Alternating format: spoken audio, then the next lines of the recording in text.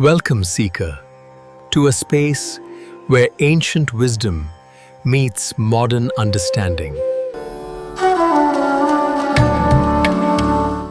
नमस्ते, मैं डॉक्टर सुरेंद्र और मेरे साथ हैं डॉक्टर अनगा।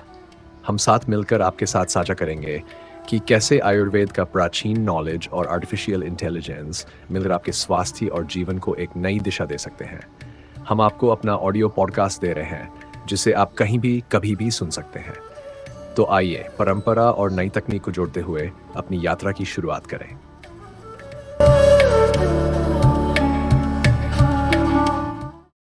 नमस्कार और द डीप डाइव में स्वागत है। आज हम एक बहुत ही दिलचस्प और ज़रूरी विषय पर बात कर रहे हैं। आयुर्वेद, पारंपरिक ज्ञान और ये जो बौद्धिक संपदा अधिकार हैं, IPR, इसका क्या लेना देना? हाँ, नमस्कार। और हमारे पास इस पर काफी सामग्री भी है, मतलब सरकारी दस्तावेज हैं, कुछ विशेषज्ञों की राय, केस स्टडीज और थोड़े हमारी अपनी रिसर्च भी। असल में मुद्दा यह है कि एक तरफ तो हमारी सदियों पुरानी आयुर्वेदिक परंपरा है, हाँ, और दूसरी तरफ आज की दुनिया में नए आविष्कार हो रहे हैं। तो इन दोनों के बीच वो संतुलन कैसे बनाया जाए, यही सवाल है। बिल्कुल, ये बड़ा ज़रूरी सवाल है। क्योंकि देखिए, एक तरफ तो हमें नए आयुर्वेदिक आविष्कारों को बढ़ावा देना है, उन्हें सुरक्षा देनी है। सही। और दूसरी तरफ जो ज्ञान हजारों सालों से हमारे पास है, उसका गलत इस्तेमाल ना हो, जिसे हम बायोपायरेसी कहते हैं, वो भी रोकना है। हाँ, बिल्कुल। तो आज की चर्चा का समझ लीजिए मिशन यही है कि ये सब कैसे काम करता है, खासकर जो शोधकर्ता हैं, छात्र हैं, उनके लिए क्या जरूरी बातें हैं और आगे क्या हो सकता है। चलिए शुरू करते हैं। तो सबसे पहले ये बताइए कि जब हम आयुर्वेद के संदर्भ में IPR मतलब बौद्धिक संपदा अधिकार की बात करते हैं, तो इसका असल में मतलब क्या है? क्या ये सिर्फ नई दवाओं या मशीनों के बारे में है? देखिए, ये थोड़ा इसे दो धारी तलवार की तरह समझ सकते हैं। इसका एक पहलू तो है नए आविष्कारों को सुरक्षा देना। अच्छा। जैसे मान लीजिए किसी ने कोई नया उपकरण बनाया या कोई नई प्रक्रिया इजाद की दवाई बनाने की, या कोई नई दवा की संरचना मतलब कॉम्पोजिशन तैयार की, या फिर कोई ब्रांड बनाया। इन सबको IPR के तहत सुरक्षा मिल सकती है। ओके। और दूसरा पहलू? हाँ, दूसरा पहलू उतना ही जरूरी है। वो है हमारे पारंपरिक ज्ञान की रक्षा करना, जो ज्ञान हमारे शास्त्रों में लिखा है, हजारों साल पुराना। हाँ, जैसे चरक संहिता में नुस्खे हैं। बिल्कुल, वो पुराने नुस्खे, प्रक्रियाएं, जड़ी बूटियों के उपयोग। भारत का कानून साफ कहता है कि ये पारंपरिक ज्ञान है और इसे आप पेटेंट नहीं करा सकते। अच्छा। हाँ, भारतीय पेटेंट अधिनियम में एक धारा है, सेक्शन 3P। ये स्पष्ट रूप से कहती है कि अगर कोई आविष्कार असल में सिर्फ पारंपरिक ज्ञान है या पहले से ज्ञात गुणों को ही दोहरा रहा है, तो उसे पेटेंट नहीं मिलेगा। तो मतलब मैं चरक संहिता से कोई नुस्खा उठाकर उसे अपने नाम पर पेटेंट नहीं करा सकता? नहीं, बिल्कुल नहीं, वो पब्लिक डोमेन में है। इसी तरह एक और नियम है धारा 3E में।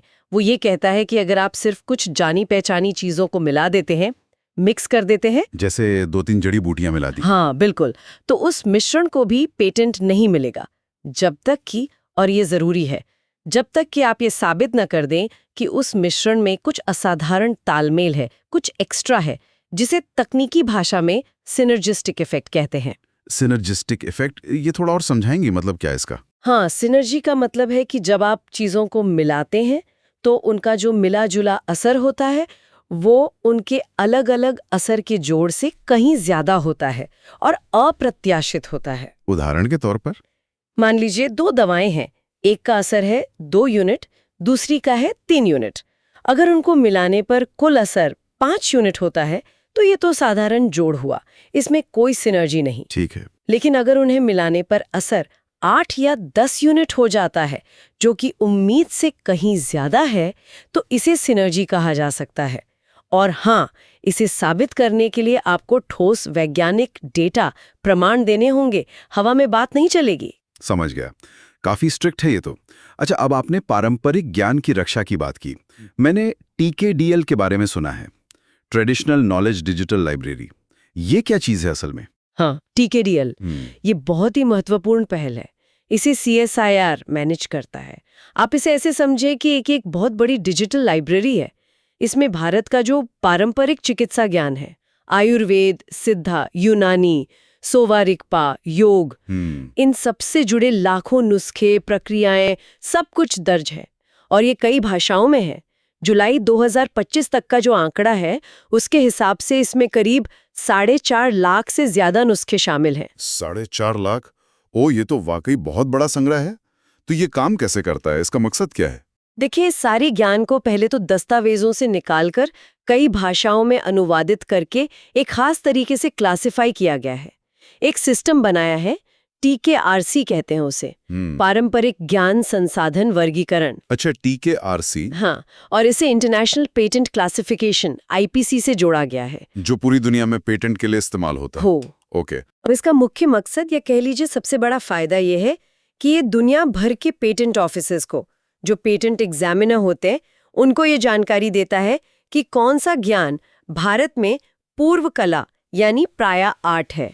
प्रायर आर्ट मतलब जो पहले से पता है। बिल्कुल, जो ज्ञान किसी तथाकथित नए आविष्कार से पहले से ही पब्लिक डोमेन में उपलब्ध था।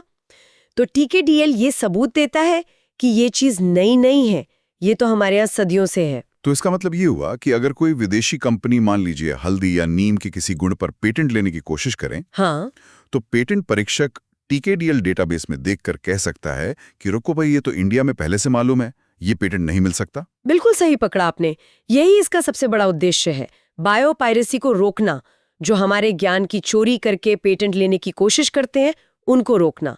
TKDL पेटेंट परीक्षकों के हाथ में एक तरह का हथियार है, जिससे वो ऐसे गलत पेटेंट दावों को खारिज कर सकें। ये तो बहुत बढ़िया है, लेकिन क्या कोई भी इसे देख सकता है?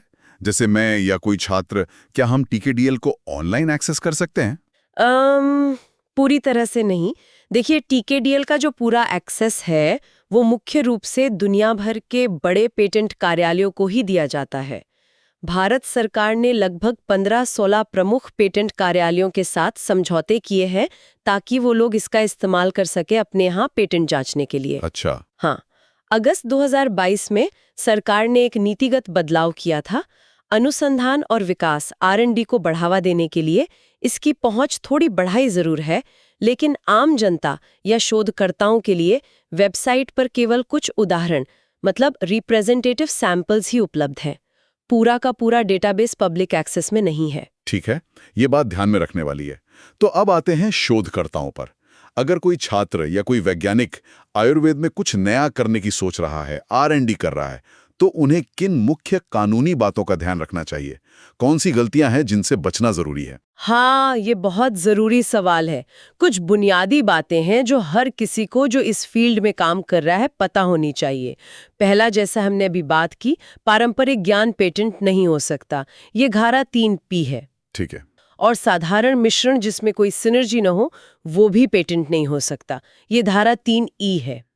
दूसरा, एक और महत्वपूर्ण बात, भारत में आप इलाज करने के तरीके को पेटेंट नहीं करा सकते। इलाज के तरीके को मतलब मान लीजिए पंचकर्म की कोई विधि है, या कोई सर्जरी करने का तरीका है, या काढ़ा पिलाने का तरीका है, इस विधि या मेथड को पेटेंट नहीं किया जा सकता। ये धारा 3I के तहत आता है। तो फिर क्या पेटेंट हो सकता है इलाज से जुड़ा? हाँ, आप इलाज में इस्तेमाल होने वाला कोई नया उपकरण पेटेंट करा सकते हैं या कोई नई दवा पेटेंट करा सकते हैं, लेकिन इलाज करने की प्रक्रिया या विधि वो नहीं। अच्छा, ये फर्क समझना जरूरी है। बिल्कुल। तीसरी बात, आजकल AI और टेक्नोलॉजी का जमाना है।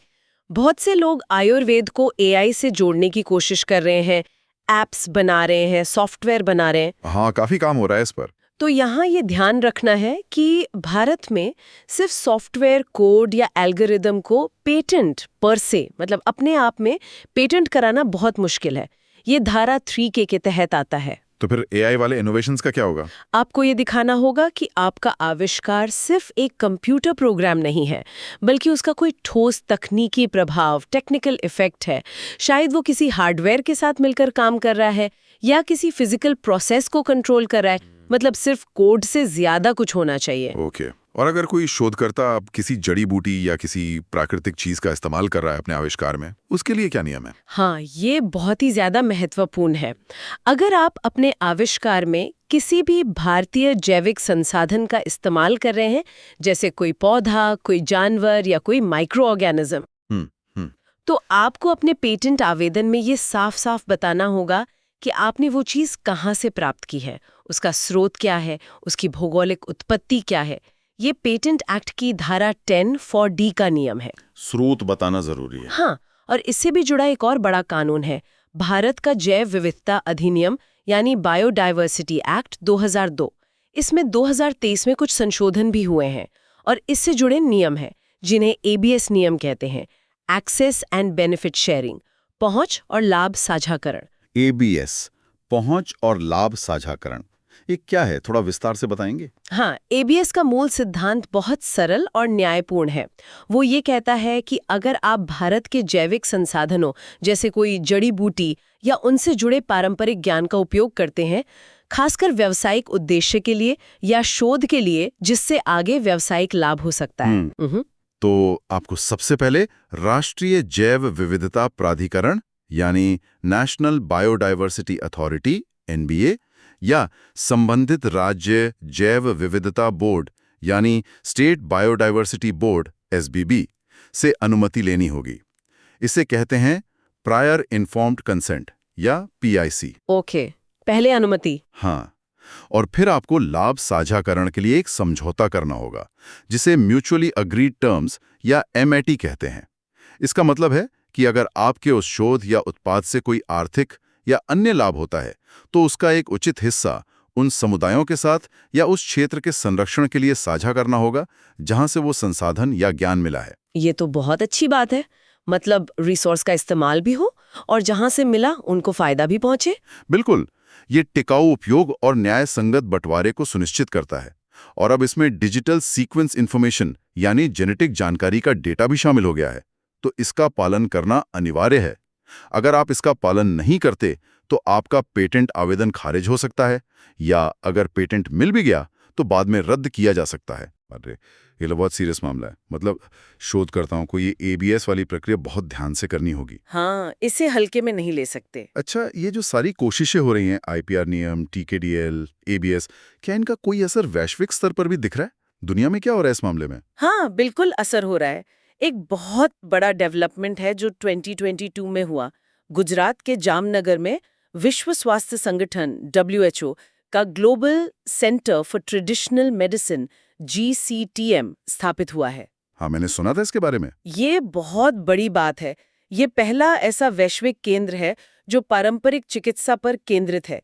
इसका मकसद है दुनिया भर में पारंपरिक चिकित्सा के लिए साक्ष्य यानी एविडेंस जुटाना, डेटा इकट्ठा करना, रिसर्च और इनोवेशन को बढ़ावा देना। तो ये आयुर्वेद के लिए भी अच्छा है? बिल्कुल, ये आयुर्वेद और दूसरी पारंपरिक प्रणालियों के लिए वैश्विक मानक बनाने, डेटा शेयरिंग के नियम बनाने और अंतर्राष्ट्रीय सहयोग बढ़ाने में एक अहम भूमिका निभा सकता है। इससे भारत की स्थिति और मजबूत होगी। और कोई अंतर्राष्ट्रीय संस्था? हाँ, विश्व बौद्धिक संपदा संगठन WIPO भी कई सालों से पारंपरिक ज्ञान पर काम कर रहा है। वो एक फ्रेमवर्क बनाने की कोशिश कर रहे हैं जो 2 तरह की सुरक्षा पर ध्यान दे। एक है रक्षात्मक सुरक्षा, जैसे TKDL करता है, यानी गलत पेटेंट को रोकना। और दूसरा है सकारात्मक सुरक्षा, यानी पारंपरिक ज्ञान रखने वाले समुदायों को उनके ज्ञान पर कुछ अधिकार देना। ये अभी बन रहा है, लेकिन दिशा सही है। अच्छा, आपने शुरू में बायोपायरेसी रोकने की बात की थी। क्या इसके कुछ मशहूर उदाहरण हैं जिनसे हम खासकर छात्र कुछ सीख सकते हैं? कोई केस स्टडी? हाँ, बिल्कुल। 2 मामले तो क्लासिक बन चुके हैं। हर आयुर्वेद या पारंपरिक ज्ञान के शोधकर्ता को इनके बारे में पता होना ही चाहिए। बताइए। पहला है हल्दी का मामला, बहुत मशहूर है। हुआ ये कि अमेरिका में 2 भारतीय मूल के शोधकर्ताओं को एक पेटेंट मिल गया था, US पेटेंट नंबर 5401504, जिसमें उन्होंने हल्दी से घाव भरने का दावा किया था। अरे, ये तो हमारे यहाँ हर घर में पता है। हाँ। तो भारत सरकार की संस्था CSIR ने इसे चुनौती दी। उन्होंने पुराने संस्कृत ग्रंथ, उर्दू के दस्तावेज, सब सबूत पेश किए कि भारत में तो सदियों से हल्दी का इस्तेमाल घाव भरने के लिए होता आया है। ये कोई नई खोज नहीं है। तो फिर क्या हुआ? लंबी लड़ाई चली, लेकिन आखिरकार 1997 में US पेटेंट ऑफिस ने वो पेटेंट रद्द कर दिया। ये एक बहुत बड़ी जीत थी और इसने दुनिया को दिखाया कि पारंपरिक ज्ञान को हल्के में नहीं लिया जा सकता। ये पूर्व कला है। वाह। और दूसरा मामला? आपने नीम का भी जिक्र किया था शायद। पेटेंट EPO 436257 दिया था। ये नीम के बीज से निकाले गए एक तेल पर आधारित था जिसमें फंगस मारने वाले गुण थे, मतलब फफूंदनाशक, फंजिसाइड। नीम के गुण तो हम सदियों से जानते हैं। बिल्कुल। तो भारत सरकार, कुछ NGOs और किसानों ने मिलकर इसका कड़ा विरोध किया। उन्होंने दलील दी कि नीम के ये गुण और इसका इस्तेमाल भारत में पारंपरिक रूप से ज्ञात है और पीढ़ियों से होता आ रहा है। ये कोई नया आविष्कार नहीं है। इसमें भी सफलता मिली। हाँ, इसमें भी काफी लंबी कानूनी लड़ाई चली, 10 साल लग गए, लेकिन आखिरकार EPO को मानना पड़ा और वो पेटेंट भी या तो रद्द हुआ या वापस ले लिया गया। ये दोनों मामले, हल्दी और नीम, ये दिखाते हैं कि TKDL जैसा डेटाबेस और अगर हम संगठित होकर विरोध करें तो बायोपायरेसी को रोका जा सकता है। फिर भी उनके लिए किसी काम का है? हाँ, देखिए, सीधे तौर पर पूरा डेटाबेस ना देख पाने के बावजूद ये कई तरह से उपयोगी है। पहली बात तो ये कि पेटेंट परीक्षक इसका इस्तेमाल करते हैं, तो ये अप्रत्यक्ष रूप से सभी भारतीय शोधकर्ताओं की मदद कर रहा है क्योंकि ये गलत पेटेंट को रोक रहा है। हाँ, ये तो है। दूसरी बात, शोधकर्ता जो थोड़ी बहुत जानकारी वेबसाइट पर उपलब्ध है और जो TKRC वर्गीकरण प्रणाली है, उसका इस्तेमाल अपनी शुरुआती खोज, मतलब लिटरेचर सर्च में कर सकते हैं, ये जानने के लिए कि उनका आइडिया कितना नया है, कहीं वो पारंपरिक ज्ञान के दायरे में तो नहीं आ रहा। एक बेसिक आइडिया मिल जाता है। ओके, और कोई तरीका? हाँ, तीसरा और शायद सबसे महत्वपूर्ण तरीका है विरोध करने में मदद लेना। मान लीजिए किसी शोधकर्ता या किसी संस्था को पता चलता है कि कोई ऐसा पेटेंट आवेदन दायर किया गया है जो उन्हें लगता है कि पारंपरिक ज्ञान पर आधारित है और गलत है, तो वो भारत के पेटेंट कानून की धारा 25(1) के तहत अनुदान पूर्व विरोध, प्री ग्रांट ऑपोजिशन दायर कर सकते हैं। मतलब पेटेंट दिए जाने से पहले ही उस पर आपत्ति जता सकते हैं। अच्छा, पेटेंट ग्रांट होने से पहले? हाँ, और इस विरोध को मजबूत बनाने के लिए वो TKDL से मिली जानकारी अगर मिल सके या अन्य सार्वजनिक स्रोतों से मिली जानकारी का हवाला दे सकते हैं, ये साबित करने के लिए कि ये ज्ञान नया नहीं है। तो TKDL इस तरह के विरोधों को एक ठोस आधार प्रदान कर सकता है। ये तो बहुत काम की जानकारी है, मतलब हम भी एक तरह से पहरेदार बन सकते हैं। बिल्कुल, इसे थर्ड पार्टी ऑब्जर्वेशन भी कहते हैं कई जगहों पर। ठीक है, तो अब तक हमने समझा कि IPR क्या है, पारंपरिक ज्ञान क्या है, TKDL कैसे मदद करता है, कानून क्या कहता है, बायोपायरेसी के उदाहरण देखें। अब आते हैं उस बड़े सवाल पर, आखिर आयुर्वेद में क्या पेटेंट कराया जा सकता है और क्या नहीं? एक शोधकर्ता कहाँ अपनी ऊर्जा लगाए, क्या करें क्या ना करें? हाँ, ये एकदम क्रिस्टल क्लियर होना चाहिए सबके दिमाग में। क्या चीजें हैं जो पेटेंट नहीं हो सकती, पहले वो समझ लेते हैं। बताइए। नंबर 1, कोई भी शास्त्रीय नुस्खा जो ग्रंथों में लिखा है, चरक संहिता, सुश्रुत संहिता, कोई भी, वो पेटेंट नहीं होगा। ठीक। नंबर 2, जानी पहचानी जड़ी बूटियों का साधारण मिश्रण। जैसा हमने कहा, अगर उसमें कोई खास अप्रत्याशित सिनर्जी आप साबित नहीं कर पाते तो वो पेटेंट नहीं होगा। सिर्फ मिक्स कर देना काफी नहीं। ओके। नंबर 3, इलाज करने का तरीका, मालिश की विधि, काढ़ा पिलाने की विधि, पंचकर्म की प्रक्रिया, ये मेथड्स पेटेंट नहीं होंगे।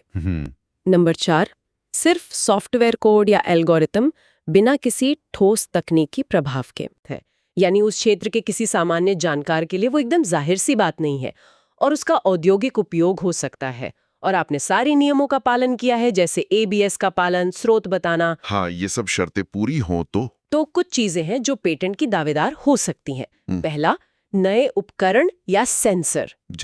जैसे मान लीजिए नाड़ी परीक्षा के लिए आपने कोई बिल्कुल नया सेंसर बनाया और उसके साथ एक पूरा सिस्टम है जो सिग्नल को प्रोसेस करके कुछ ऐसी जानकारी देता है जो पहले नहीं मिलती थी, तो यहाँ आप उस डिवाइस या सिस्टम पर पेटेंट ले सकते हैं।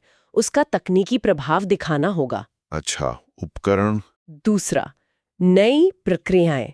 हो सकता है आपने किसी जड़ी बूटी से उसका सक्रिय तत्व निकालने की कोई खास नई विधि विकसित की हो जो ज्यादा असरदार हो या कम लागत वाली हो, या किसी दवा को मानकीकृत करने का कोई नया तरीका निकाला हो जिससे उसकी क्वालिटी और असर हमेशा एक जैसा रहे, या कोई ऐसी प्रक्रिया बनाई हो जिससे सिनर्जी पैदा होती हो और आपके पास उसका डेटा हो। प्रक्रियाएं, ठीक है। तीसरा, नई खुराक के रूप या डिलीवरी सिस्टम। मतलब दवा वही पुरानी हो सकती है लेकिन आपने उसे देने का नया तरीका इजाद किया है, जैसे किसी आयुर्वेदिक दवा को नैनो टेक्नोलॉजी का इस्तेमाल करके बनाया ताकि वो शरीर में बेहतर तरीके से पहुंचे, उसकी बायो अवेलेबिलिटी बढ़ जाए, या उसका कोई ट्रांसडर्मल पैच बना दिया। हाँ, जैसे स्किन पे लगाने वाला पैच। बिल्कुल, लेकिन यहाँ भी आपको तुलनात्मक डेटा देना होगा कि आपका नया तरीका मौजूदा तरीकों से बेहतर क्यों है। ओके, और चौथा है डायग्नोस्टिक किट, लेकिन उत्पाद के तौर पर। आप इलाज के विधि पर दावा नहीं कर सकते, लेकिन आप किसी बीमारी का पता लगाने के लिए कोई किट बना सकते हैं। तो आप उस किट यानी उस प्रोडक्ट पर पेटेंट का दावा कर सकते हैं। ये बहुत ही स्पष्ट हो गया। तो मूल रूप से फोकस उत्पाद, उपकरण, प्रक्रिया या सिस्टम पर होना चाहिए, ना कि सिर्फ ज्ञान या विधि पर। सही कहा। और नवीनता और प्रामाणिकता बहुत जरूरी है। ठीक है, तो मान लीजिए कोई छात्र या शोधकर्ता लैब में काम कर रहा है, उसके दिमाग में एक आइडिया है, तो उसे कदम दर कदम क्या सोचना चाहिए आईपी के बारे में? क्या कोई चेकलिस्ट जैसी हो सकती है? हाँ, एक चेकलिस्ट की तरह सोच सकते हैं। संक्षेप में ये कदम हो सकते हैं। पहला कदम, पहले खोजें फिर बनाएं। कुछ भी नया शुरू करने से पहले TKDL में जितना एक्सेस मिले, पेटेंट डेटाबेस में, वैज्ञानिक साहित्य में अच्छी तरह से खोजबीन कर ले। पक्का कर लें कि आपका आइडिया सच में नया है, कहीं ये पहले से ज्ञात तो नहीं। ठीक है, पहला कदम रिसर्च। दूसरा कदम, ABS का पालन करें। अगर आप किसी भारतीय जैविक संसाधन या उससे जुड़े पारंपरिक ज्ञान का इस्तेमाल कर रहे हैं, तो शुरुआत में ही NBA या SBB से संपर्क करें। अनुमति लें, लाभ साझाकरण की शर्तें तय करें।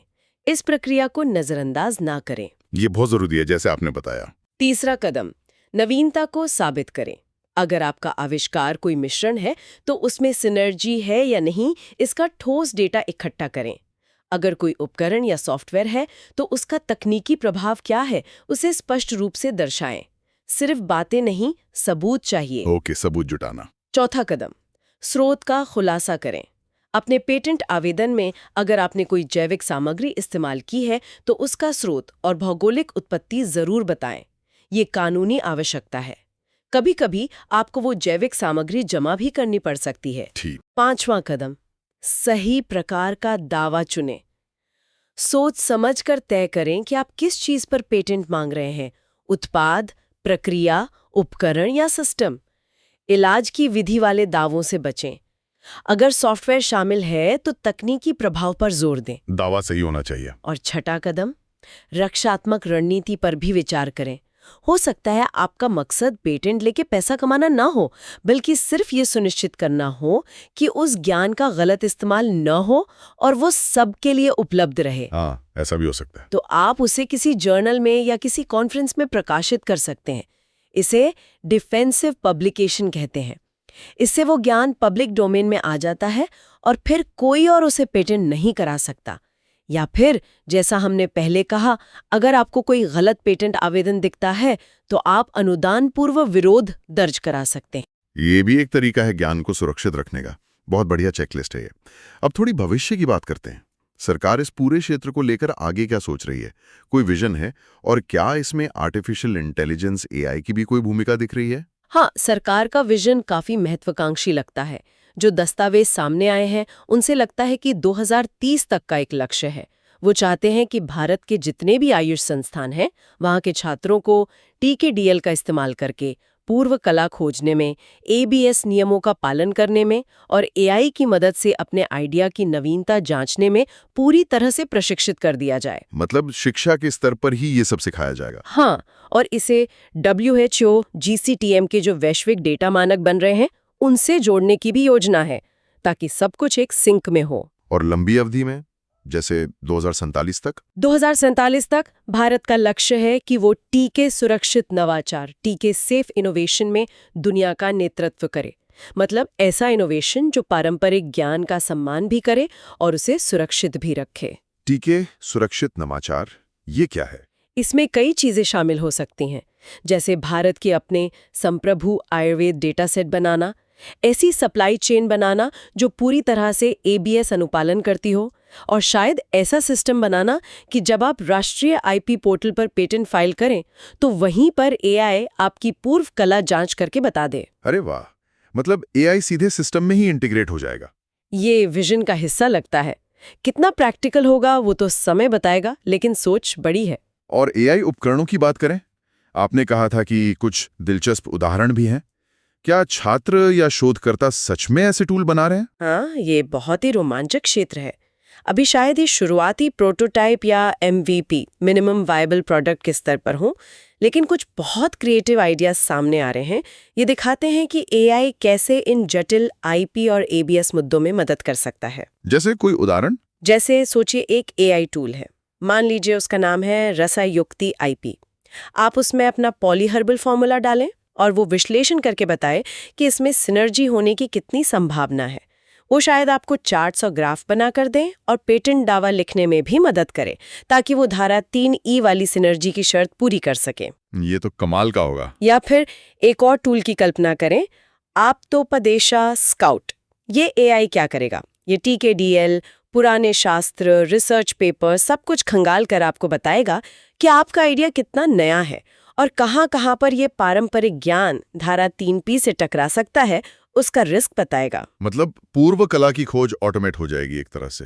हाँ, और ज्यादा सटीक भी हो सकती है। एक और उदाहरण है हार्डवेयर साइट पर, जैसे नाड़ी बोधा सेंसर किट।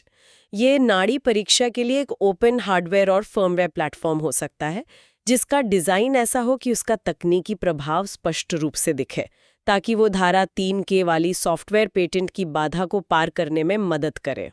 बहुत ही दिलचस्प आइडियाज हैं ये। तो एआई भविष्य में एक बड़ा सहायक बन सकता है शोधकर्ताओं के लिए। बिल्कुल, ये उपकरण अभी भले ही विकसित हो रहे हों, लेकिन ये दिशा दिखाते हैं कि कैसे टेक्नोलॉजी इन जटिल कानूनी और वैज्ञानिक चुनौतियों से निपटने में मदद कर सकती है। हमारी जो स्रोत सामग्री थी उसमें कुछ संस्कृत श्लोकों का भी जिक्र था। उनका क्या महत्व है इस पूरी चर्चा में? हाँ, वो एक अच्छा पॉइंट है। जैसे चरक संहिता का एक बहुत प्रसिद्ध सूत्र है, हिताहितम सुखम दुखम आयुस्तस्य हिताहितम मानन च तच्च यत्रोक्तम आयुर्वेदः स उच्यते।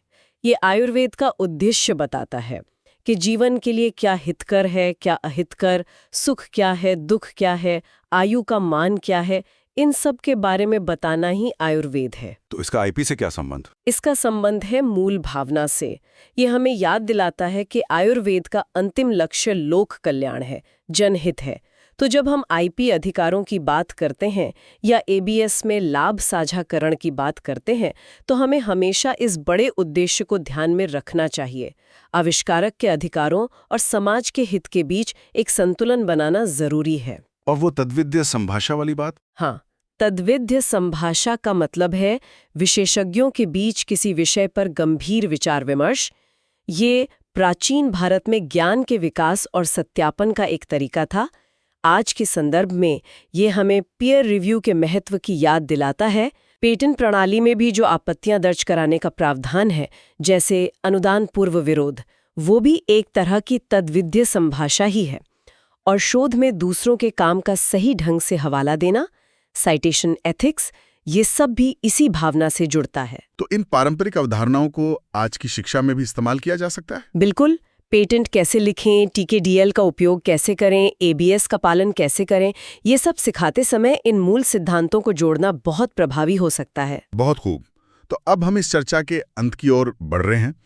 अगर हमें इस सारी बातचीत का निचोड़ निकालना हो, तो आयुर्वेद के क्षेत्र में काम कर रहे शोधकर्ताओं, छात्रों या कंपनियों के लिए मुख्य संदेश, मुख्य टेकअवे क्या होंगे? मेरे हिसाब से अगर 5 मुख्य बातें याद रख ली जाएं, तो काफी मदद मिलेगी। बताइए, क्या है वो 5 बातें? पहली, हमेशा पहले जांचें फिर बनाएं। कोई भी नया काम शुरू करने से पहले TKDL और दूसरे स्रोतों में अच्छी तरह खोजबीन करें और ये मानकर चलें कि जो ज्ञान शास्त्रों में लिखा है वो जैसा है वैसा पेटेंट नहीं होगा। ठीक। नंबर 1, खोजबीन। दूसरी, असली नवीनता पर ध्यान दें। अपनी ऊर्जा उन चीज़ों पर लगाएं जो वाकई नई हैं, जैसे नए उपकरण, नई प्रक्रियाएं या ऐसे नए फॉर्मूले जिनमें आप सिनर्जी साबित कर सकें। इलाज के तरीकों के दावों से बचें। नंबर 2, नवीनता। तीसरी, नियमों का सख्ती से पालन करें। अगर आप भारतीय जैविक संसाधनों का उपयोग कर रहे हैं तो उनका स्रोत जरूर बताएं और ABS की पूरी प्रक्रिया का ईमानदारी से पालन करें।